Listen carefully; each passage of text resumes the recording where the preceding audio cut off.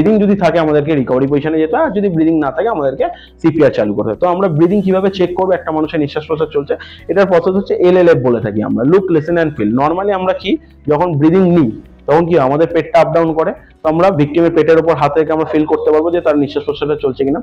Next হচ্ছে তার নাক দিয়ে গরম হাওয়াটা যেটা বেরোচ্ছে সেটা আমরা আমাদের গাল দিয়ে ফিল করতে পারি। তো আমাদের গাল আর কানটা ভিকটিমের নাক আর মুখের ওপর আমরা রেখে আর হাতটাকে পেটের ওপর রেখে আমরা LLF চেক করে দেখতে পারি যে তার নিঃশ্বাস প্রশ্বাস চলছে কি চলছে না। মিনিমাম 5 সেকেন্ড বা ম্যাক্সিমাম 10 সেকেন্ডের মধ্যে আমাদেরকে কনফার্ম হতে হয় যে তার নিঃশ্বাস প্রশ্বাস চলছে কি চলছে না। দেন আমরা নেক্সট স্টেপে যেতে পারি, যে যদি ব্রিদিং চলে তাহলে রিকভারি পজিশন, আর যদি ব্রিদিং না চলে তাহলে আমরা সিপিআর চালু করব।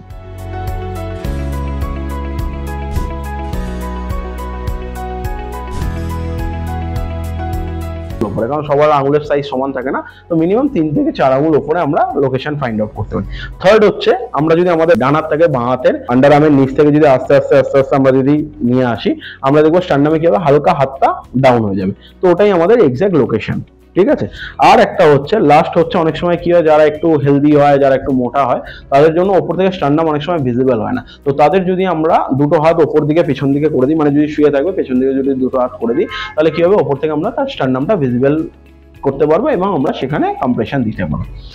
দেন আসছি আমরা হচ্ছে কি করে আমরা অ্যাডাল কম্প্রেশন দেবো। ফার্স্ট হচ্ছে আমাদের যে মাস্টার হ্যান্ডটা থাকবে সেটা পামিল ইউজ করতে হবে, আদার হ্যান্ডটা দিয়ে লক করতে হবে ফিঙ্গারটাকে আপ রাখার জন্য, এলবো স্ট্রেট রাখতে হবে। আর পজিশন আমার কিরকম থাকবে, দুটো পায়ের মাঝখানে হাত থাকবে অ্যাডাল্টদের জন্য, ঠিক আছে। দেন আমাদেরকে 1/3 চেস্ট কম্প্রেস করতে হবে, 1 2 3 4 5 6 7 8 9 10, 1 2 3 4 5 6 7 8 9 10, 1 2 3 4 5 6 7 8 9 10, 30 ডান। দেন দুটো ব্রিথ দিতে হবে, হেড টিল করতে হবে নাক বন্ধ করে,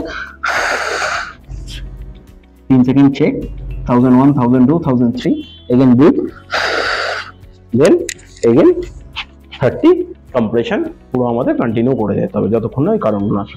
আমাদের যে মাস্টার হ্যান্ডটা থাকবে সেই মাস্টার হ্যান্ডটা ইউজ করতে হবে, মাস্টার হ্যান্ডের পামিল। আর চাইল্ডের ক্ষেত্রে হচ্ছে যে হাতটা আমরা ইউজ করবো তার সোজাসুজি পাটা থাকবে, আর একটা হাত দিয়ে আমরা ফোরহেডে সাপোর্ট দিতে পারি, আদারওয়াইজ ব্যাক সাপোর্ট দিতে পারি। দেন স্টার্ট, এলবো স্ট্রেট করে শোল্ডার দিয়ে প্রেস করতে হবে, 1 2 3 4 5 6 7 8 9 10, 1 2 3 4 5 6 7 8 9 10, 1 2 3 4 5 6 7 8 9 10, 30 compression done. Again 2 breathe, 1001 1002 1003. First location find out করতে হবে between 2 nipples below 1 finger, যেটা ইনফ্যান্টের জন্য দরকার। দেন দুটো ফিঙ্গার স্ট্রেট থাকবে, ফোরহেডে সাপোর্ট দিতে পারি, আদারওয়াইজ নর্মালও রাখতে পারি। দেন হাফিং স্টেপ বা 1/3, 1 2 3 4 5 6 7 8 9 10, 1 2 3 4 5 6 7 8 9 10, 1 2 3 4 5 6 7 8 9 10, 30 done. Then 2 breathe, again 30 compression. তো এইভাবে আমরা কন্টিনিউয়াসলি সিপিআর করতে পারি। দেন যদি বাচ্চাদের রিকভারি হয়ে যায়, সাপোজ ব্রিদিং চলে এলো বা কিছু সার্ভাইভ করে গেল, তো তখন আমরা নর্মালি বাচ্চাদের যেটা রিকভারি পজিশন থাকে এটা আমরা করতে পারি, বা ওনার মা বা বাবা যে কোনো পেরেন্টস যদি অ্যাভেলেবেল থাকে সেই মুহূর্তে আমরা ওনাদের হাতে হ্যান্ড ওভার দিতে পারি। তো এইভাবে আমরা সিপিআর করতে পারি।